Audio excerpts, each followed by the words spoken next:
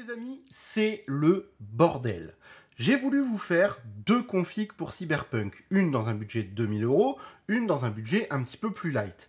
C'est un enfer. On va le résumer comme ça, c'est un enfer. On en parle tout de suite. Pour l'instant, je vous présente le sponsor de cette vidéo. Vous le connaissez, on a déjà fait plusieurs vidéos avec. C'est parti. Pour obtenir un Windows 10 pas cher, moi je m'équipe chez Bobcase. C'est fiable, toutes les clés qui sont fournies sont valables à vie, on va le voir à la fin. Il y a un petit code promo en plus TDW25 qui fait plaisir, il est en description avec les liens.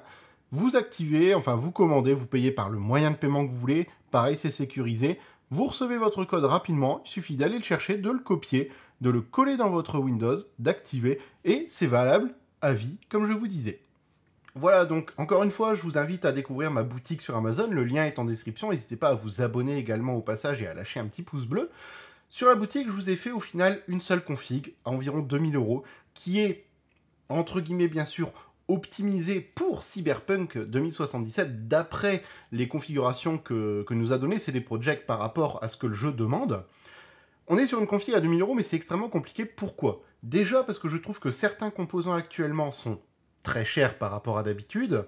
Et deuxième point, et là c'est le plus chiant, il n'y a absolument rien de dispo. Si vous voulez un produit de qualité, que ce soit une alim, une carte graphique, c'est juste un enfer pour réussir à en obtenir une en ce moment. En tout cas, la config que je vous présente, en l'occurrence sans la carte graphique, on est à 1425 € environ, parce que pareil, pour la lime, c'est de l'environ. Donc, avec une carte graphique, comptons une 3060 Ti par exemple, ou une 3080, on va être autour des 2000, 2100 € en fonction de la marque, etc. Donc, alors, qu'est-ce que je vous ai mis dedans ? Pour l'alimentation, vous voyez, pas dispo.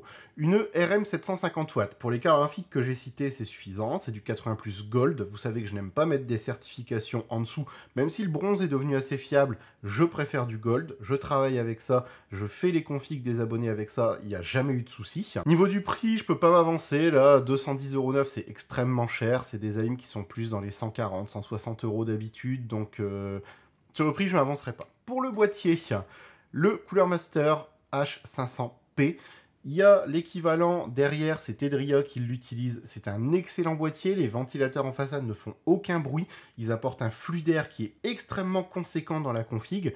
Il y a de la place dedans, ça permet de mettre le water cooling AIO si vous en mettez un en haut, puisque je rappelle, un water cooling, surtout un AIO, ne se met ni en façade et encore moins en bas, c'est dangereux. Là, il y a la place au-dessus, vous pouvez faire n'importe quelle config dedans, il est beau, il existe dans d'autres coloris, là c'est le blanc, mais vous pouvez le trouver dans d'autres couleurs, et vous pourrez le personnaliser pour que ça suive avec Cyberpunk. Dans cette config, je mets un SN750 en 500 Go.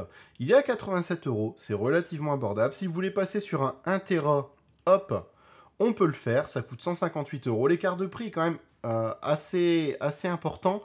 Mais bon, le 1 Tera est vraiment très opti, très bon. Ça vous permet d'installer votre Windows et vos jeux dedans, il n'y a pas de souci pour ça. Pour le compléter, un 860 EVO, Samsung, il n'y a plus de réputation à faire. Hein. Sur les SSD, Samsung est très bon, on le sait. 1 Tera, ça vous permet même d'installer le jeu dedans, pourquoi pas. C'est largement suffisant si c'est dans cette optique-là en tout cas. Au niveau de la carte mère, j'ai opté pour une X570E Gaming. Pourquoi? Parce que je la trouve très complète pour le prix. Elle est à 300 €. Oui, c'est cher. On va pas se mentir, on peut avoir moins cher que ça. L'avantage qu'elle a, c'est qu'au jour d'aujourd'hui, elle est ultra complète, et si demain vous voulez faire évoluer votre setup, elle restera au top. Pourquoi? Parce qu'on va avoir largement ce qu'il faut en branchement USB, hein, comme vous voyez, 1, 2, 3, 4, 5, 6, 7. 7 branchements USB, un type C, de l'HDMI, du DisplayPort dedans, ça peut servir. La carte son ultra complète, il y a déjà le Wi-Fi et le Bluetooth intégrés dedans. Elle est largement suffisante, elle a de la gueule, 4 barrettes de RAM dessus, de l'emplacement M.2, c'est tout ce qu'il faut pour faire une bonne config, c'est une très bonne base. Pour l'accompagner, mon fidèle Ryzen 5. Alors, normalement, vous savez que je mets plus le 3600X. Il n'est pas dispo. Ou alors si, mais à plus de 300 balles, c'est n'importe quoi. Là, il y a le 3600 XT qui, au final, est pas mauvais du tout. Hein, loin de là. Il est à 280 €. C'est honnête, si vous cherchez quelque chose de dispo, celui-là, vous pouvez opter pour. Il n'y aura pas de souci dessus. Ça sera un bon processeur. Pour l'accompagner, 2 fois 16 Go. Comme ça, on a quand même nos 32 Go pour avoir petit peu de souplesse, parce que le jeu en demande 16. Quand il en demande 16, toujours prendre un peu plus, parce que on sait jamais, hein. Surtout les débuts de jeu, c'est jamais très stable. 194 € quand pour avoir l'équivalent en 4 barrettes, ça va vous coûter beaucoup plus cher.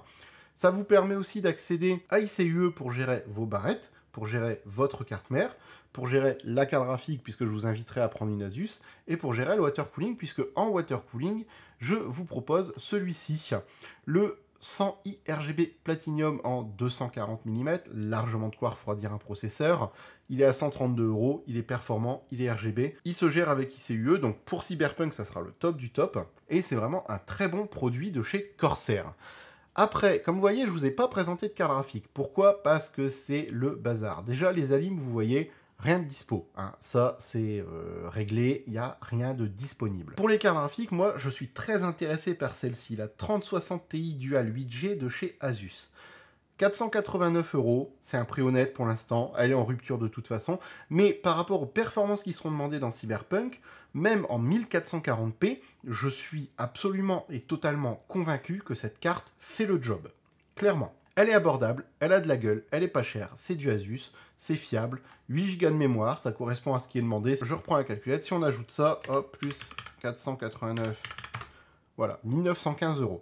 On est à moins de 2000 €, ça vous fait une config totalement opti pour le Full HD et le 1440p sur Cyberpunk 2077. Et moi, c'est quelque chose que j'aurais tendance à vous conseiller, c'est que du bon matériel. Là où est la galère, c'est que rien n'est dispo, et les produits dispo ont tendance à être un peu plus chers en ce moment, et c'est pas top du tout, ça. C'est vraiment une sale période pour faire une config, j'ai envie de vous dire.